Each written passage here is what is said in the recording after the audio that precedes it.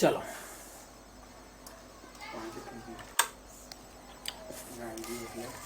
किरण limited तमारी समक्ष नीचेना पाका सरवैया तथा तेनी आवकनो पत्रक रजू करे छे। शेरमूडी अनामत अने वधारो लांबा गाळाना उछीना नाणां वेपारी देवा अन्य चालू देवा टूंका गाळानी जोगवाई कायमी मिलकतो घसारा भंडोळ आपेल छे बाद करीने मतलब घसारा भंडोळ आपेલું છે। अन्य बिन चालू मिलकतो प्राथमिक खर्च आपेल छे अवास्तविक मिलकत गणाશે। स्टॉक देवादारो रोकड़ अने बैंक सिलक अगाउथी चूकवेल खर्च।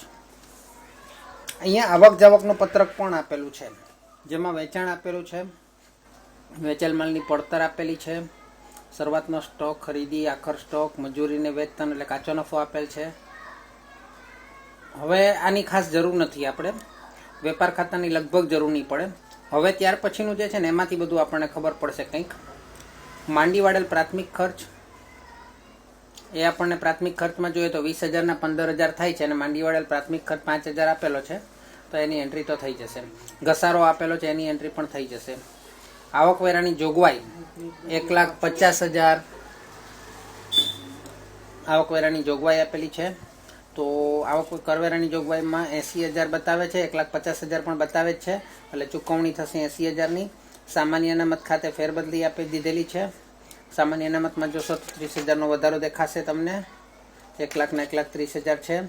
चूकवेल डिविडंड आपेल है 1,00,000 चूकवेल डिविडंड आम हवाला में आवी गयुं एटले सूचित डिविडंड नहीं एटले चूकवेल डिविडंड आपने मळी गयुं। वर्ष दरमियान नफो आपेल है जाळवी राखेल नफो गया वर्षनो 70,000 અને જાળવી રાખેલ નફો ચાલુ વર્ષનો 90 ચાલુ વર્ષની બાકી 90,000 એટલે શરૂઆતની અને છેવટની બાકી મળેલ છે। 2018-19 ના વર્ષ દરમિયાન 1,50,000 નું મકાન ખરીદ્યું જે પૈકી 1,00,000 રોકડા ચૂકવ્યા તથા બાકીની રકમ માટે વેચનારને ત્યાં મકાન ગીરવે મૂકી લોન લેવામાં આવી હતી। રોકડ પ્રવાહ પત્રક તૈયાર કરો અને તમારી ગણતરીઓ દર્શાવો। તો સૌથી પહેલાં તો મકાન છે અહીંયા મકાનની જગ્યાએ શું આપેલું છે કાયમી મિલકતો જ આપી દીધેલી છે તો કાયમી મિલકત આપેલી છે એટલે કાયમી મિલકતનું ખાતું બનાવીએ તો કાયમી મિલકતના ખાતામાં શરૂઆતની બાકી 12 લાખ અને છેવટની બાકી 13,50,000 આપેલ છે પરંતુ આ મૂળ કિંમતે આવશે કારણ કે ઘસારાની જોગવાઈ પણ આપેલી છે। શરૂઆતની બાકી આપણે લખીએ 12 લાખ અને છેવટની બાકી 13,50,000। घसारा भंडोळ है तो अपने घसारा भंडोळ खातु पण बनाई दईए।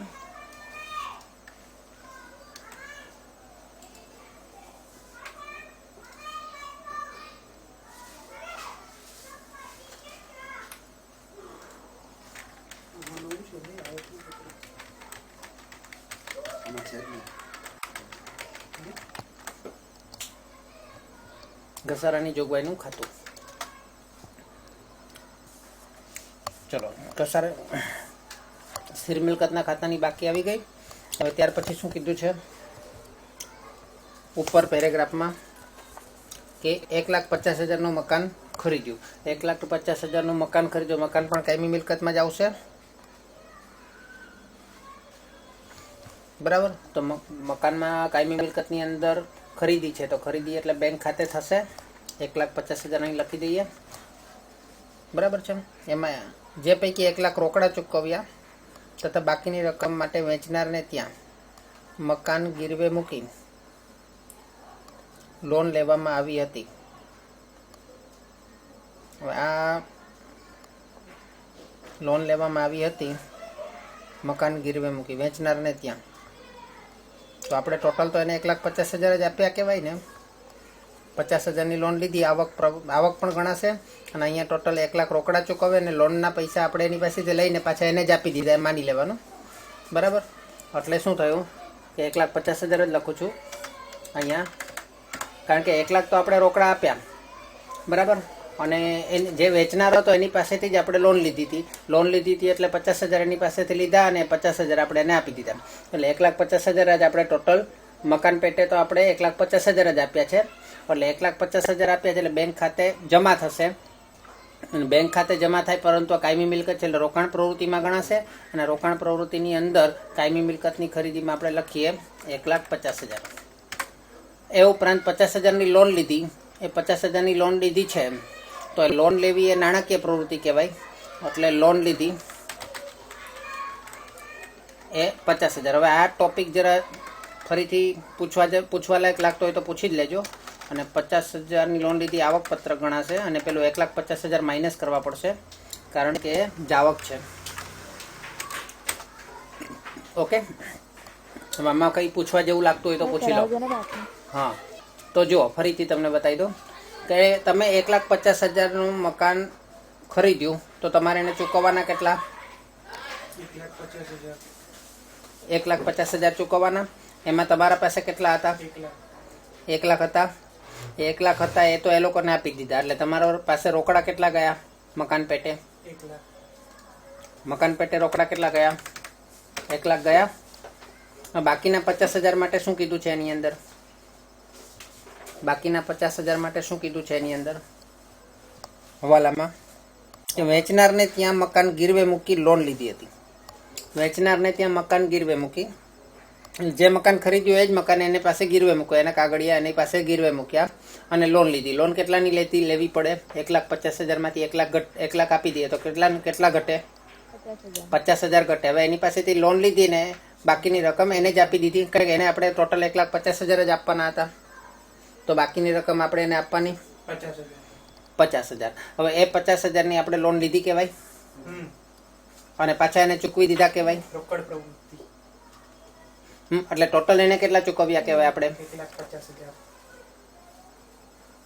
માનો કે આપણે વેચનાર પાસેથી નહીં લેતે પૈસા 50,000, લોન એની પાસેથી નહીં, બીજા કોઈ પાસેથી આપણે લોન લેતે.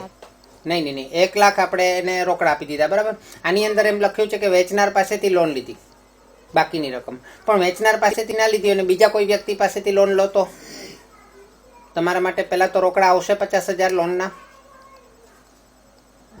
લોનના પૈસા આવશે એટલે નાણાકીય પ્રવૃત્તિમાં લોન લીધી એમ લખશો તમે આવક પ્રવાહમાં. એટલે કે બેંક ખાતે ઉધાર થાય. હવે એ લોન લીધી અને પેલા ભાઈને આપણે કેટલા ચૂકવવાના હતા? જેની પાસેથી મકાન ખરીદ્યું એને 1 લાખ તો રોકડા ચૂકવી દીધા હતા, હજુ 50,000 ચૂકવવાના હતા. એ લોન લઈને એને ચૂકવી દીધા એટલે અહીંયા 1,50,000 આવશે. સમજ પડી? આની અંદર એમ કીધું છે કે જેની પાસેથી ખરીદ્યો ને એની પાસેથી જ લોન લીધી બાકીની રકમની, પરંતુ એને જ ચૂકવવા પડવાના ને. એ લોનના પૈસા કોને ચૂકવવા? એને જ ચૂકવવાના. એટલે કન્ફ્યુઝ થઈ જાય. આપણે માની લો કે લોન બીજા પાસેથી લીધી તો આપણને ખ્યાલ આવે કે ના 50,000 આપણે આવ્યા છે અને એ 50,000 આપણે ત્યાં ચૂકવી દીધા છે. પણ ખરેખર જોવા જઈએ તો 50,000 આપણા હાથમાં આવ્યા જ નથી, બરાબર. અને 50,000 એના ચૂકવાઈ ગયા કારણ કે આપણે લોન લીધી એ પૈસા એને પોતાનામાં સરભર કરી દીધા. આપણે એની પાસેથી હાથોહાથ રોકડા લેવા પડ્યા નથી, કારણ કે એની પાસેથી લઈને એને જ આપવાના હતા. ક્લિયર?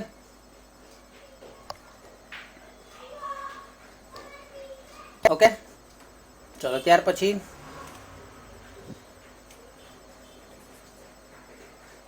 પતી ગયો આ ટોપિક. હવે આપણે આવકના પત્રકમાં એટલે કે નફા નુકસાનના પત્રકમાં જોઈએ. તો નફા નુકસાન પત્રકમાં કાચા નફા સુધીનું તો કંઈ જોવાની જરૂર નથી. ત્યાર પછી આપણે જોઈએ તો માંડી વાળેલ પ્રાથમિક ખર્ચ 5,000 આપેલ છે. તો પ્રાથમિક ખર્ચ આપણે પાકા સરવાળામાં પણ છે 20,000ના 15,000 થયા એટલે માંડીવાળીઓ કહેવાય. માંડીવાળીઓ કહેવાય એટલે એ આપણે લખી દઈએ પ્રાથમિક ખર્ચ નફા નુકસાન ખાતે માંડીવાળીએ. તો નફા નુકસાન ખાતે લખીએ પ્રાથમિક ખર્ચ માંડીવાળીઓ કેટલો? 5,000. અને માનો કે આપણે નફા નુકસાન ખાતામાં નહીં લખતે તો ક્યાં લખતે? ઉધાર બાજુ છે એટલે પ્લસ થશે, બરાબર છે. માંડી વાળેલ અવાસ્તવિક મિલકત પ્રાથમિક ખર્ચ 5,000. ચલો ત્યાર પછી ઘસારો. ઘસારો આપણને આપેલો છે 50,000. તો 50,000 આપણને ઘસારો પણ દેખાશે. તો ઘસારાની જોગવાઈ કેટલી છે? 4,00,000ના 4,50,000 દેખાય છે ઘસારાની જોગવાઈમાં. બાકી આગળ આવ્યા 4,00,000.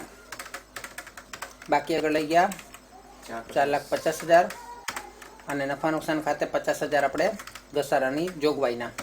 બરાબર દેખાય જ છે. તો બેઠું આપણે ઘસારાની જોગવાઈમાં લખી દઈએ. કાયમી મિલકતના ઘસારાની જોગવાઈ 50,000 અને નફા નુકસાન ખાતાની ઉધાર બાજુ ના લખીએ તો આપણે રોકડ પ્રવાહ પત્રકની અંદર પ્લસ કરવા પડશે. માંડી વાળેલ ઘસારો અથવા તો ઘસારાની જોગવાઈ ખાતે 50,000. ત્યાર પછી આવક વેરાની જોગવાઈ. આવક વેરાની જોગવાઈ કેટલી છે? 1,50,000. તો કરવેરાની જોગવાઈનું ખાતું પણ આપણે બનાવી શકીએ. શરૂઆતની બાકી 80,000,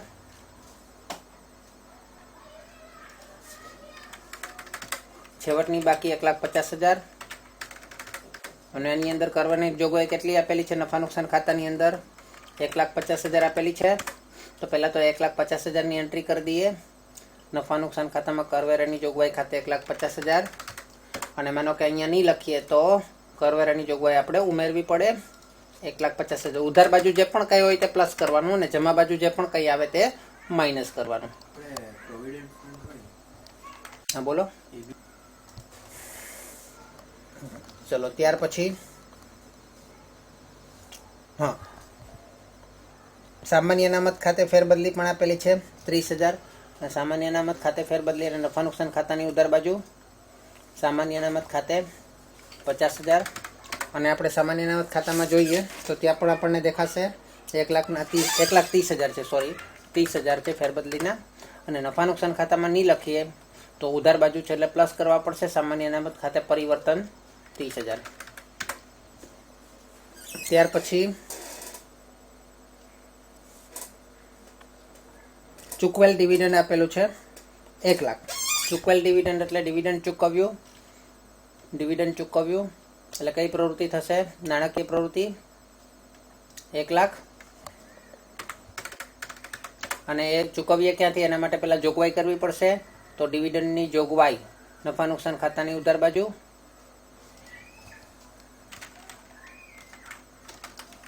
વચગાળાનું લખ્યું છે, વચગાળાનું કાઢી નાખવું એટલે ડિવિડન્ડની જોગવાઈ 1,00,000 અને આ ડિવિડન્ડની જોગવાઈ નફા નુકસાનની ઉધાર બાજુ ના લખીએ તો ઉપર લખવું પડશે આપણે ઉમેરામાં ડિવિડન્ડની જોગવાઈ ચૂકવેલ ડિવિડન્ડ 1,00,000. ત્યાર પછી વર્ષ દરમિયાન નફો આપેલો છે. વર્ષ દરમિયાન નફો એટલે આપણે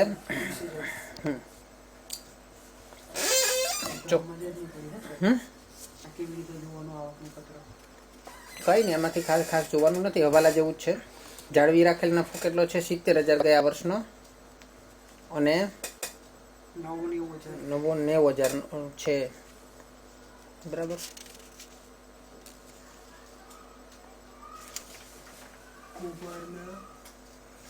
$30,000 અને 70,000 ને 90,000 છે. ઓકે આપણે લખી દઈએ 70,000.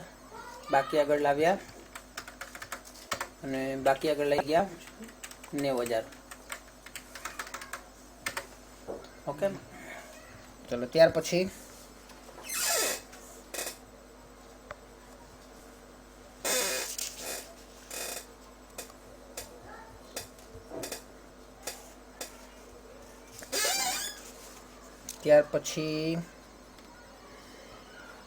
પાકા સર્વેમાં જોઈએ. બીજું કંઈ નથી ને બાકી? પાકા સર્વેમાં જોઈએ તો શેર મૂડી 5,00,000ની 6,00,000 થઈ છે એટલે 1,00,000ના શેર બહાર પાડ્યા હશે. શેર બહાર પાડીએ એટલે નાણાં મેળવવા માટે બહાર પાડીએ. નાણાં મેળવવા માટે બહાર પાડીએ એટલે નાણાકીય પ્રવૃત્તિમાં શેર બહાર પાડ્યા. કેટલાના? નાણાકીય પ્રવૃત્તિમાં 1,00,000ના બસ શેર બહાર પાડ્યા એટલે 1,00,000 અને ઉપર 1,00,000 ડિવિડન્ડ ચૂકવ્યું હતું ને તે માઇનસમાં આવશે ને, કારણ કે પૈસા જશે ધંધામાંથી. ચલો ત્યાર પછી સામાન્ય અનામતની એન્ટ્રી આવી ગઈ. નફા નુકસાન ખાતાના 70 ને 90 આપેલા છે, એ જ આપણે પહેલામાં પણ આપેલા છે. લાંબા ગાળાના ઉછીના લીધેલા નાણાંમાં 4,00,000ના 3,00,000 આપેલા છે. ડિબેન્ચર તો એનો મતલબ કે ડિબેન્ચર પરત કર્યા, અને ડિબેન્ચર પરત કર્યા એટલે પૈસા આવે કે જાય? ડિબેન્ચર પરત કર્યા પૈસા જશે, એટલે ડિબેન્ચર પરત કર્યા. અને પણ નાણાકીય પ્રવૃત્તિ છે, કારણ કે લીધા હતા ડિબેન્ચર બહાર ગયા શા માટે પાડેલા? પૈસા માટે, નાણાં માટે. તો એ પણ માઇનસમાં આવશે. ત્યાર પછી મકાન પર ગીરો લોનની એન્ટ્રી આપણે થઈ ગઈ. વેપારી દેવા લેણદારો 2,18,000. અચ્છા, એટલે લેણદારો છે, વેપારી દેવા છે. દેવામાં શું થાય? સીધો સંબંધ છે. 2,18,000 ના 1,44,000 થયા, એટલે ચાલુ મિલકતમાં શું થયું? ચાલુ દેવામાં ઘટાડો, એટલે રોકડમાં ઘટાડો થશે. ચાલુ દેવામાં ઘટાડો એટલે રોકડમાં ઘટાડો. રોકડમાં ઘટાડો બાદ કરવાનો. કેમાં ઘટાડો છે? લેણદારોમાં. કેટલો ઘટાડો છે? કેટલો ઘટાડો છે? 2,18,000 માઇનસ 1,44,000. હા,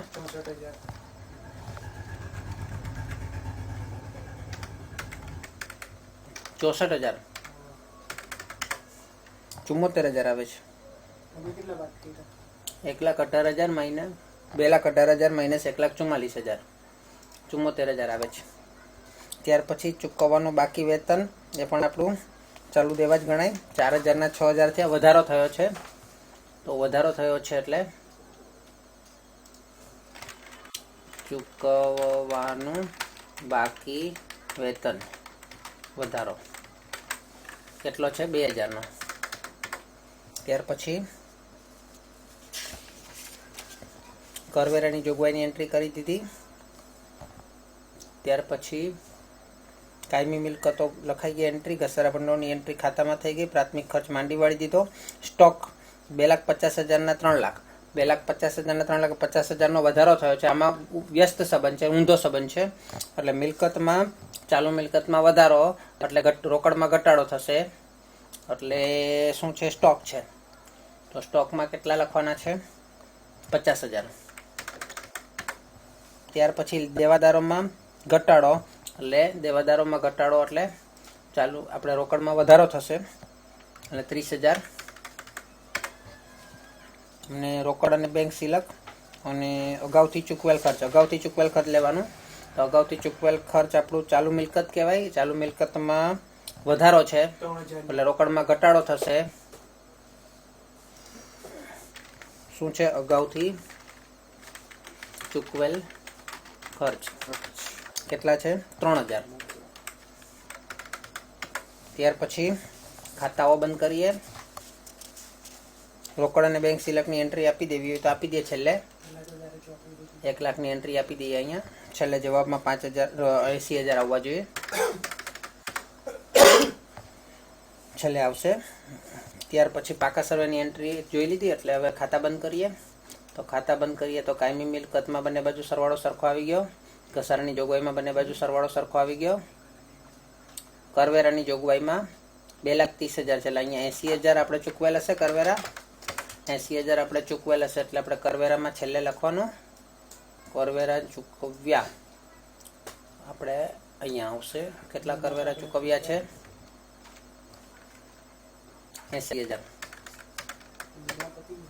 ત્યાર પછી નફા નુકસાનનું પત્રક. નફા નુકસાનના પત્રકમાં ડિફરન્સ કેટલો આવે છે? 4,25,000 માઇનસ 70,000.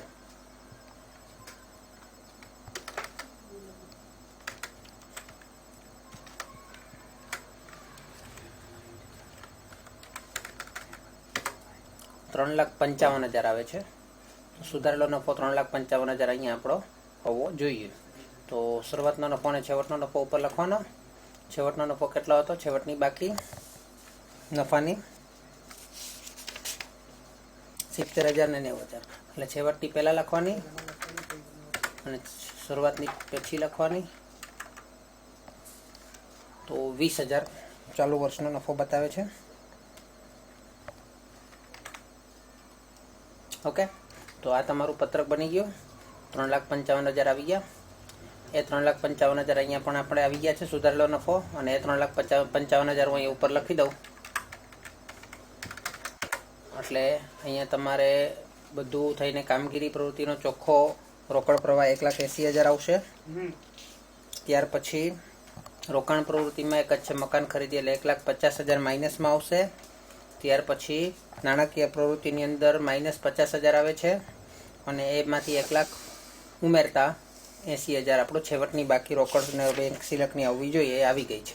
ઓકે, હજુ આમાંથી તમારે કોઈ સવાલ હોય તો પૂછી લેજો.